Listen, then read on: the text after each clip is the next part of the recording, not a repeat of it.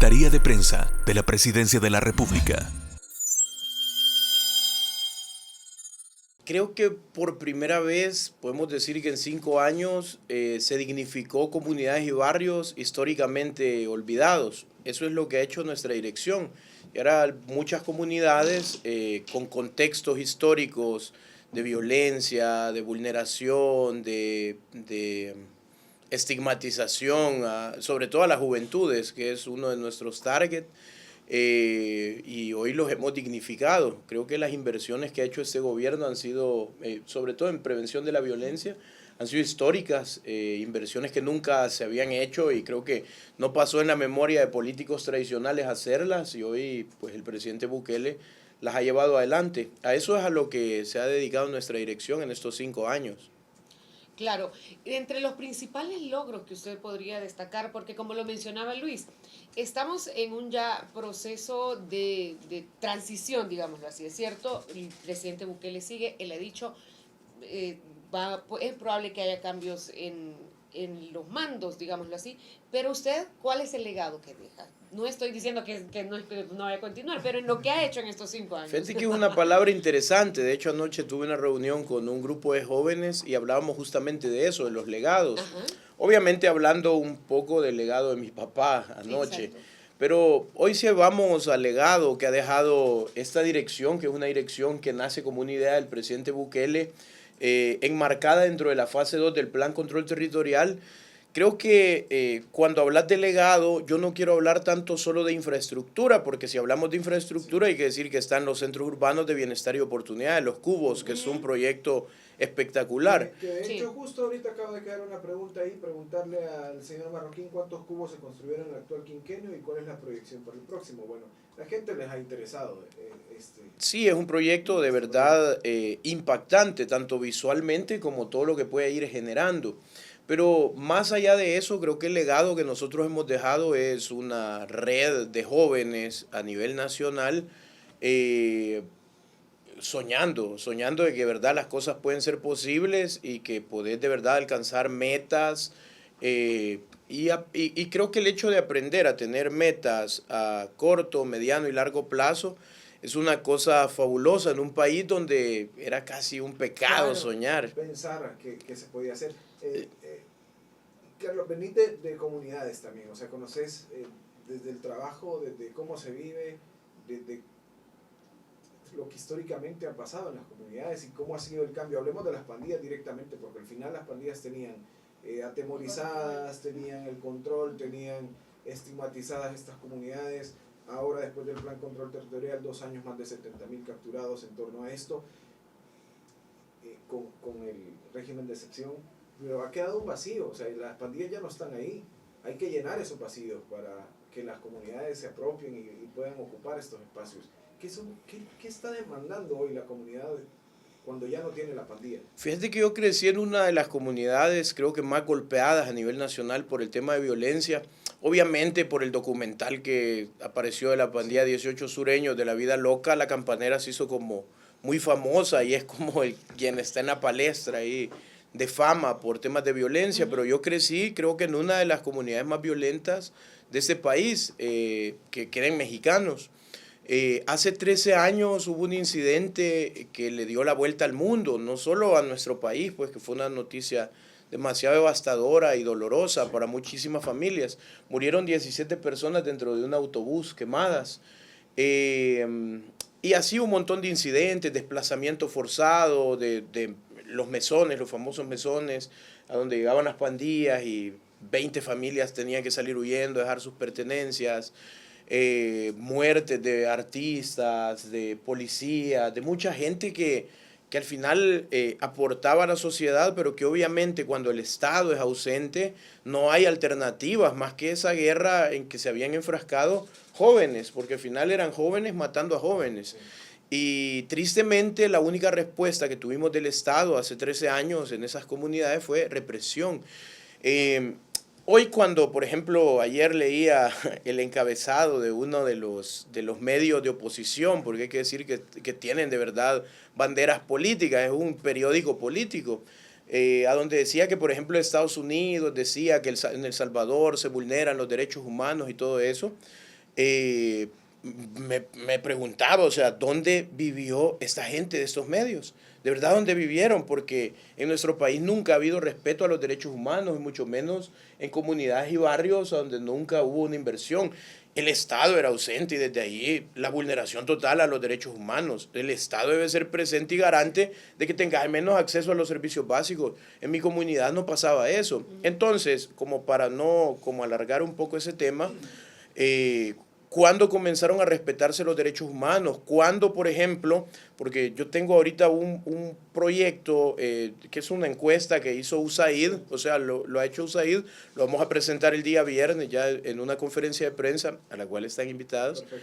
Y la encuesta dice que las familias salvadoreñas comenzaron a sentirse seguros con la llegada de los proyectos que ha llevado a cabo el presidente Nayib Bukele.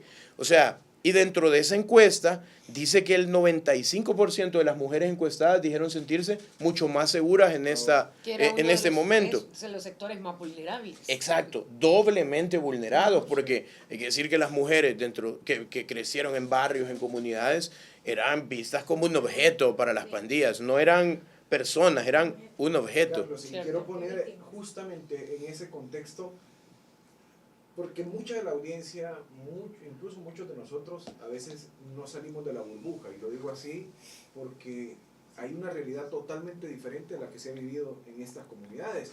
O sea, solo el que ha tocado, ha caminado, ha investigado, ha indagado un poco de lo que ha ocurrido, o sea, realmente eran cosas muy duras las que pasaban. O sea, y ahora al ver una luz en el camino, la gente está bien agradecida.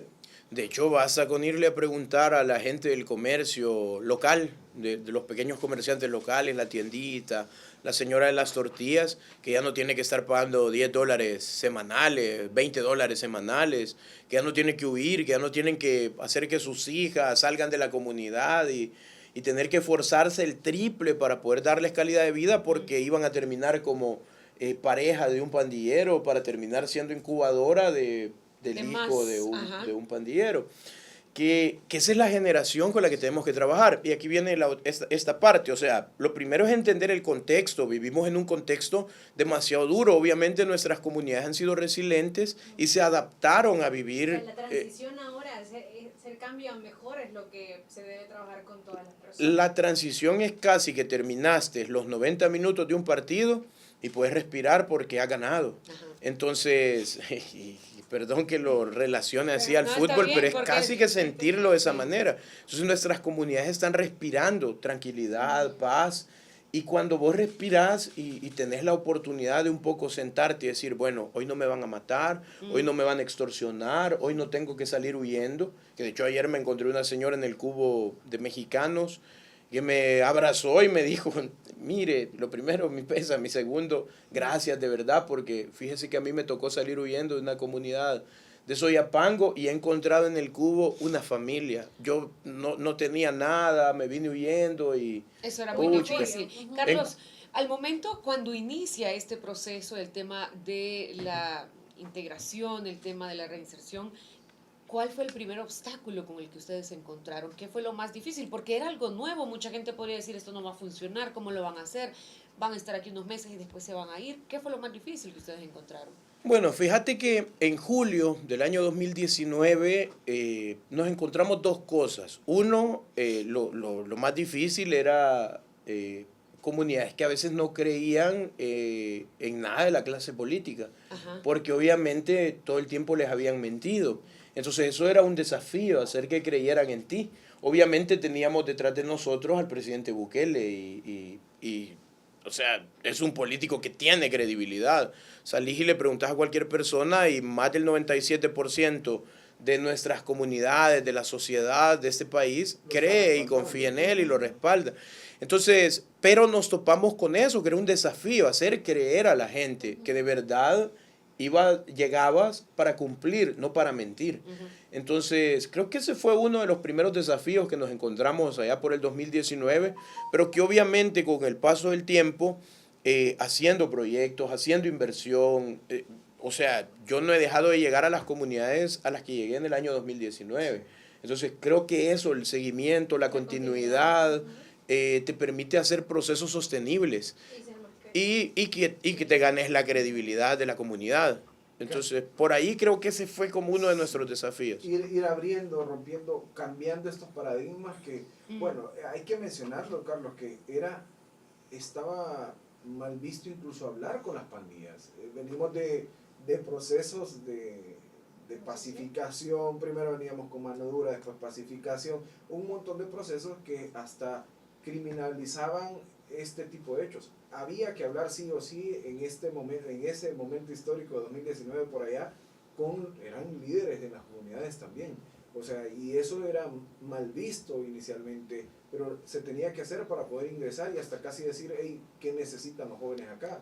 Fíjate que no tenían hasta cierto punto no necesariamente. De hecho, nosotros creamos un manual de intervención comunitaria, una herramienta que no existía en este país. O sea, ONGs, otras instituciones de gobierno, no tenían una herramienta como esta. Entonces nosotros creamos un manual de intervención comunitaria que te dice, lo primero que te dicta es que para poder ingresar a una comunidad de un barrio, obviamente en aquel momento que nos encontrábamos en un conflicto, necesitabas un contacto primario. ¿Quién era ese contacto primario? Un artista, un deportista, una persona de un medio de comunicación, el presidente de una DESCO, un comité juvenil, claro, o el que organizaba los torneos deportivos. Entonces, alguien que de verdad representaba un liderazgo dentro de su comunidad.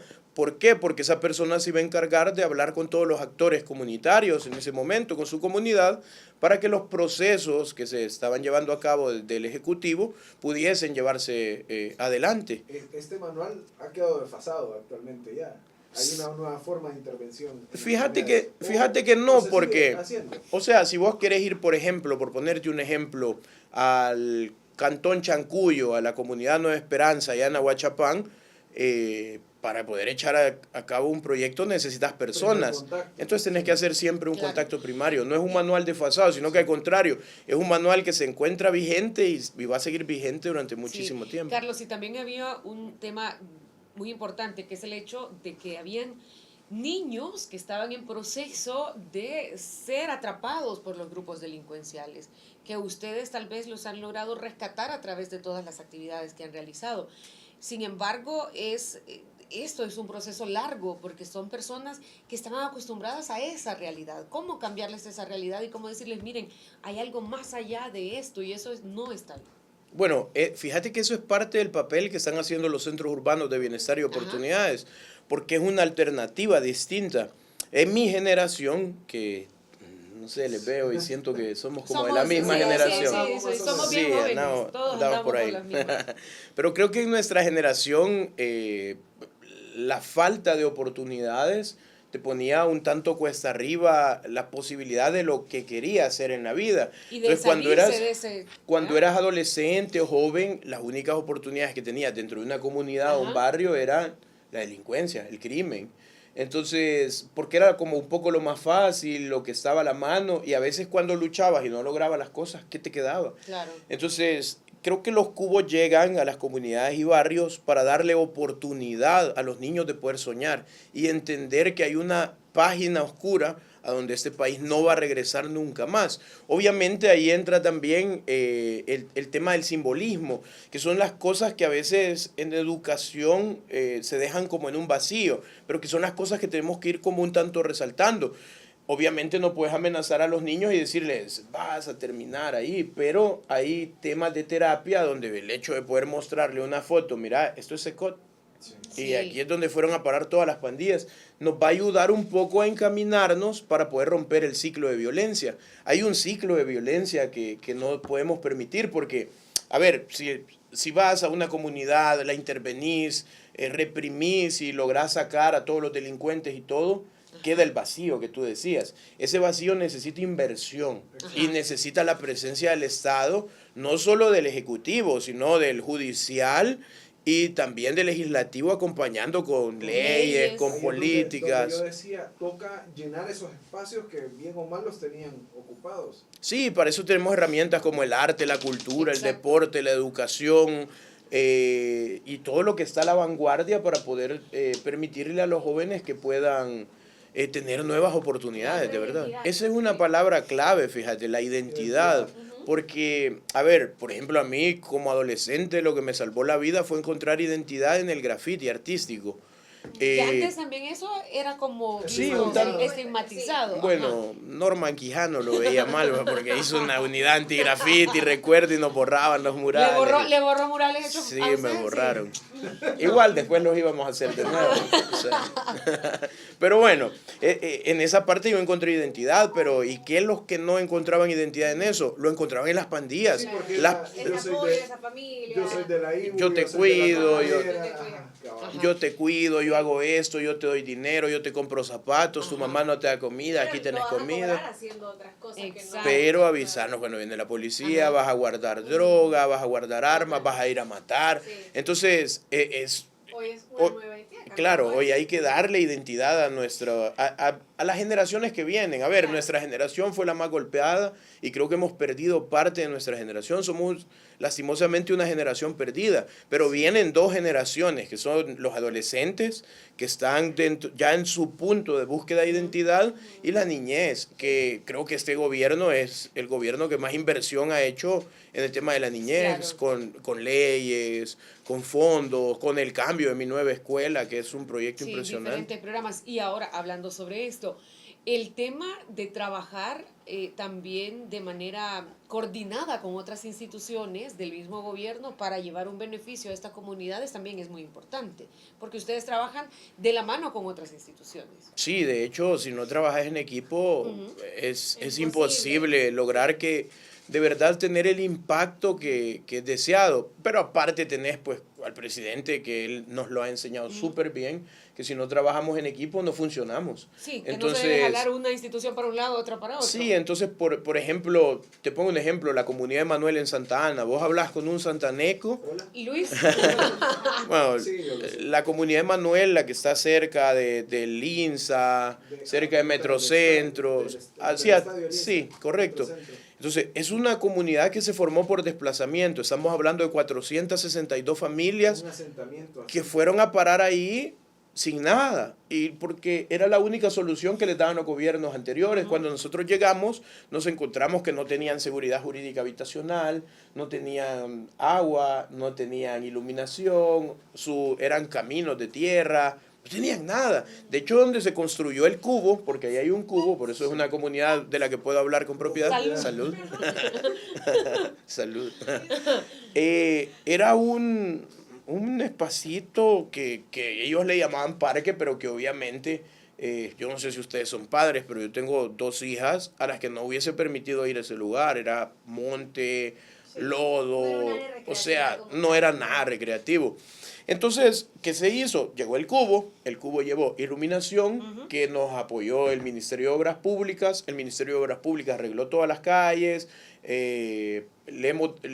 ANDA llegó para hacer todo el proceso del agua, pero también, ¿qué pasó? El Ministerio de Vivienda, a través de su ministra Michelle Sol, empujó para que desde la Asamblea Legislativa se permitiera la donación del inmueble a las familias, o sea, porque era un inmueble del Ministerio de Educación, entonces también participó el Ministerio de Educación, y hoy todas las familias tienen seguridad jurídica habitacional, se les escrituró. ¿Eso qué te permite? Bueno, ser sujeto a créditos, por ponerte un ejemplo, que ya tengas una herencia para poder dejarle a tus hijos, a tu familia. Lo que significa eso. Eso mejora calidad de vida. Entonces, pero es un trabajo en equipo, porque trabajó el Ministerio de Vivienda, el Ministerio de Obras Públicas, Tejido Social, ha estado llegando la Superintendencia del Sistema Financiero, el BCR a capacitar jóvenes, gente, luego han llegado organismos de cooperación como el Alto Comisionado de Naciones Unidas para los Refugiados, que es uno de nuestros mejores aliados a trabajar con la comunidad,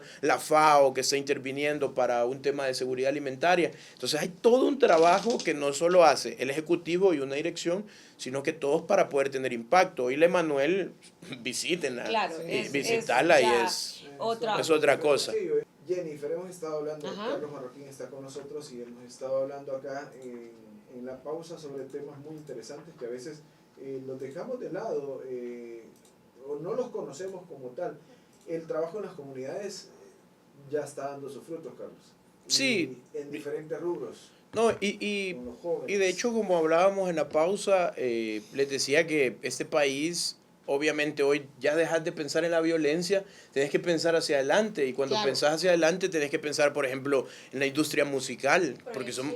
somos un país sin industria musical. Y creo que todos llegamos a la conclusión de que a veces la falta de industria musical es porque el peor enemigo de un salvadoreño es Otro lastimosamente salvadoreño. otro salvadoreño, lastimosamente, pero hay que borrar ese dicho ya no debería estar como en nuestra boca o en nuestro día a día, sino que al contrario, deberíamos de decir que el mejor amigo de un salvadoreño es otro salvadoreño, casi como hacen industrias musicales como por ejemplo en México, Argentina, Puerto Rico, Que se unen y que de hecho te pregunto, por ejemplo, 5 sitios turísticos de Puerto Rico y quizás si de verdad sos un erudito de conocimiento me los vas a mencionar, pero si no, no me vas a decir 5 sitios turísticos. Pero ¿por qué conoces a Puerto Rico? Por su industria musical.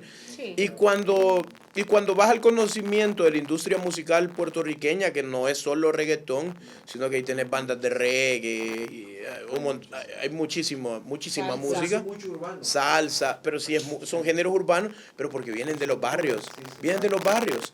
Entonces, en nuestro país también tenemos muchísima gente haciendo música en los barrios, pero con pocas oportunidades. Que Y no a se dan a veces, conocer. y a veces cuando se levantan y logran llegar a algún punto, comienzan otras bandas a criticarlos, a decir, no, eso no es bueno, hasta que los desaparecen. Entonces, es parte de lo que tenemos que cambiar, porque este país, por todo el crecimiento turístico que el presidente Nayib Bukele está impulsando, necesita también industria musical.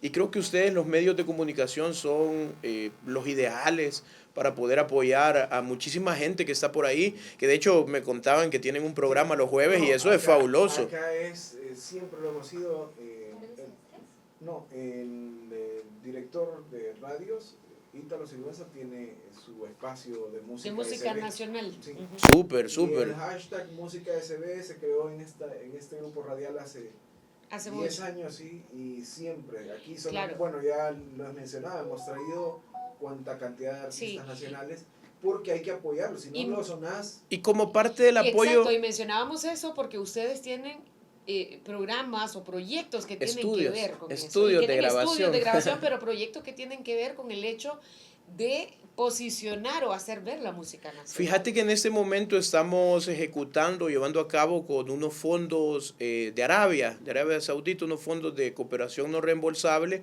un proyecto de domotización de los cubos para que los niños puedan tener toda esa interacción con Alexa, con Google y que puedan encender luces, apagar luces, poner música, hacer muchas cosas que es importante que los niños puedan tener ese contacto dentro de nuestras comunidades, pero también con esos fondos vamos a montar una escuela de DJs y de productores. ¿Por qué? Porque nosotros tenemos unos estudios de grabación fabulosos que son de uso gratuito en los cubos, pero nos hacen falta productores, porque casi que tenemos a los mismos moviéndose alrededor de todo el territorio. Un día están en el Tamarindo, allá en la Unión, al otro día están en Santa Ana, viendo descansan, temas de Les producción. toca pesadito. Entonces, para un poco frenar eso, vamos a tratar de hacer la transferencia de conocimiento Ajá. para que puedan enseñarle a chicos locales, a chicos de la comunidad, a producir y que lo hagan bien. Entonces, creo que todo ¿Cuál esto... es el género que más predomina en el gusto de los jóvenes en nuestro país? Fíjate que son géneros urbanos. Yo creo que hay una ola muy fuerte a nivel latinoamericano con el tema del freestyle, que es Ajá. que es como una rama que se desprende del rap o del trap, de géneros un poco, sí, son géneros un poco enfocados ahí. El reggaetón, que sigue estando como ahí en la palestra de los Sí. gustos de los chicos de los barrios, pero también nos hemos encontrado buenas bandas de reggae, chicos que hacen ragamuffin, que le están metiendo al dubstep. Entonces, es chévere, pero ya cuando nos vamos al tema de bailar y de los gustos que a los Ajá. niños les está gustando bailar y a los adolescentes, el K-pop es un género ahorita predominante. Y creo que fue culpa de BTS, Ajá. porque esa a mi hija le gusta. Ah, seguramente, eso yo lo entiendo. Yo debo ser sincera que eso es una materia pendiente, así que no sé nada. Sí, eso. de hecho yo le digo a mi hija, mira, y BTS son esos chinos. No son chinos, papi, son coreanos. ¿Qué quieres de regalo? Surcoreano. BTS. De hecho, bueno, acá en nuestro grupo radial tenemos un Sí, programa tenemos un especial fin de programa semana. Mundo Asia. Ujú. Porque ha sido muy fuerte esa Es tanto la cultura de... Sí, coreana. sí, es demasiado. Entonces, Yo me vos vas a daba- los cubos y te encontrás un montón de adolescentes bailando K-pop. Y lo hacen fabuloso, son unas coreografías. Impresionante. Sí. Sí, yo me he dado la tarea justamente por eso, como ya estamos un poquito adelantaditos en edad, me he sentado y pongo en la tele Porque te quieres sentir no, a la moda. algún concierto de BTS para conocer qué es lo que están consumiendo Ah, los jóvenes, exacto, para conocer sí, qué sí. es lo que Sí, están así es, viendo. Claro, y Carlos, volviendo al tema de los cubos, ahora que ya ha pasado pues varios años desde que se implementaron, ¿cuál ha sido el alcance específico o mayor que ustedes pueden decir, esto es lo que hemos logrado con los cubos? Bueno, Fíjate la que- encuesta ya es medible. Sí, Exacto. es medible, pero nosotros todos los días, bueno, todos los lunes me entregan un informe de visitas de los cubos, de visitas e intereses. Ok. A ver, porque es lo único que se te pide para poder ingresar. Los cubos son de uso gratuito. Ujú. Lo único que tienes que dar es tus datos cuando llegas a visitar el cubo, tu nombre, tu edad, tu género, ahí pones tu correo electrónico y el área que vas a visitar, porque eso nos permite saber cuáles son las áreas más utilizadas y las menos utilizadas para poder fortalecerlas. Entonces, el último dato que me entregaron el 21 de abril, este lunes, me dice que los cubos han tenido un total de 569.506 visitas. 11 cubos funcionando de lunes a lunes. Han tenido 569.506 visitas, que es un número bien interesante. Y nos dice que nuestro target principal son adolescentes y jóvenes. Y el que le sigue, pues el rango de niños, pero también hay muchísimos adultos y adultos mayores que están utilizando. Fíjate que la encuesta... ¿Y los intereses principales? Los intereses principales es centro de cómputo y juegos de video. Que es para nosotros como una herramienta también fundamental. La gente puede decir, bueno, el juego de video es ocio. Sí, pero antes de jugar, si quieres tener derecho a una hora de juego, tenés que leer 15 minutos un libro. Y luego te marcan en qué página te quedaste. Y si llegas el siguiente día, querés jugar otra hora. Tienes que seguir en esa página. Hay niños, Qué por ejemplo, bueno. en el cubo Ingeniero Rigoberto Orellana, que es el cubo más viejito, que ya está por cumplir 3 años, que fue el primero que inauguró el presidente en esta gestión. En ese cubo hay niños que ya leyeron 5 o 6 libros. Fácil. Y que hemos visto que hay como un cambio de interés. Comienzan a leer tanto que al final les preguntabas, ¿vas a jugar? No, hoy solo vengo a leer. Entonces eso es bien chévere porque no hemos tenido una cultura o al menos hábitos en nuestra sociedad hacia la lectura. Y el cubo lo está generando. Así que creo que son datos como bastante interesantes. Carlos, y para, por ejemplo, las personas que quizás a lo mejor no tienen idea exactamente dónde están ubicados o cómo pueden acercarse a ellos. Para poder A los Fíjate- cubos. a Ajá. los cubos. Fíjate que los 11 cubos que funcionan, te los menciono así súper rápido. Hay uno en el Tamarindo, en Conchagua, ya en La Unión, que es un cubo fabuloso que ha dado muchas respuestas a la comunidad. Sobre todo porque esa zona que muchos decían, bueno, ya está olvidada. Todos los cubos tienen un contexto y una historia impresionante sobre, como les decía en un inicio, las páginas a donde no queremos regresar y las páginas que estamos escribiendo. Cuando hablamos de El Tamarindo, hablamos de una comunidad que se vio golpeada mucho por el narcotráfico y por las pandillas. Y que la mayoría de gente tenía muy poca escolaridad. Estamos hablando de que jóvenes ya de avanzada edad y solo llegaban hasta 6º grado. Y en profesión, en sus hojas de vida nos ponían pescadores, porque se dedican a eso. Pero es bien interesante que hoy están mejorando mucho sus técnicas, están adquiriendo mucho conocimiento a través del cubo. Sí.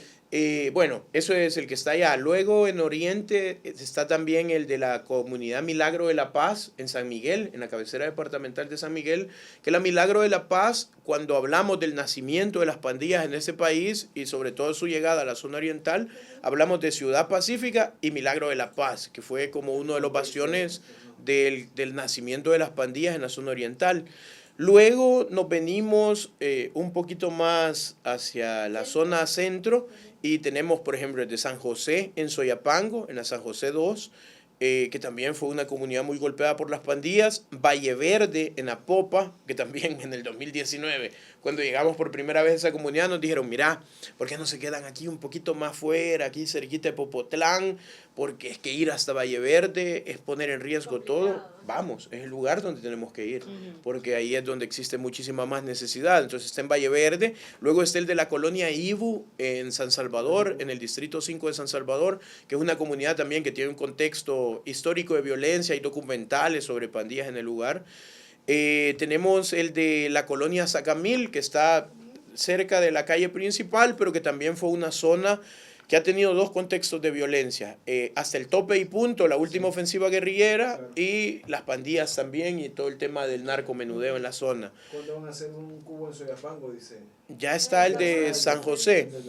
El próximo, cerca de esa zona, no es directamente Soyapango, pero está muy cerquita, en Altavista, que es uno de los asentamientos o de las comunidades más grandes de Centroamérica. Sí. Entonces vamos a construir uno ahí que ya está en licitación y que esperamos colocar la primera piedra a finales de mayo. Ese es el más próximo. Vive la alianza, Sí. te dice. Que viva. Ese es el cubo más próximo. ¿Cuántos se tienen Son 10 proyectados? cubos próximos. A finales de mayo vamos a colocar 10 primeras piedras, Ok. que son, de los que me recuerdo, ese de Altavista, está el de la 10 de octubre en San Marcos, el del Distrito Italia en Tonacatepeque, que también fue una zona bastante Sí, olvidada sí, sí. y golpeada por la violencia, el del Saburo Irao, que es porque el presidente tiene un megaproyecto que obviamente lo va a contar mucho más adelante. San Jacinto. Sí, en toda esa zona, el zoológico, el cuartel de Zapote, pero llevamos un cubo ahí al Saburo Irao. También uno en Nejapa, que hace un par de días estuvimos ya haciendo como los últimos, arreglando los últimos detalles con el alcalde de ahí de Nejapa, que Saliente se pasa para que salte. se pasa para que salte, sí. Dependiendo de la infraestructura, obviamente, pero más o menos cuánto se tarda en la construcción desde que inicia hasta que ya está en función un cubo. Fíjate que yo creo que nos vamos a ir tardando unos 7, 8 meses, por ahí 8... A finales de este año, Rápido. bueno, Finales, inicio del siguiente. inicio del siguiente año. Puede ser enero o febrero que están listos los 10. Entonces vamos a tener 10 más. Bueno, va uno para Chancuyo, que es esa comunidad, es casi que fronteriza. Estamos hablando de cerca de las Chinamas, que también fue un lugar muy duro y a nosotros nos toca hacer diagnósticos para poder saber dónde vamos a ir a priorizar. Claro, exactamente. Y le pasamos al presidente esos informes y al final él decide. Entonces él decidió esa zona justamente por todo el diagnóstico que fue un poco complejo que pudimos entregarle. Hay uno que también vamos a construir en Chinameca, que se ha sido impulsado y casi que diseñado por el vicepresidente Félix Ulloa, porque él es originario de Chinameca, y estamos hablando también de una zona que se vio muy golpeada Claro. por violencia y todo. Entonces vamos a construir ese. Son 10 los que vienen, que esperamos que de verdad poder tocar hebras que han sido sensibles y que sean un aporte para poder romper el ciclo de violencia que no queremos que nos pase y que es para lo que estamos luchando y trabajando en este momento.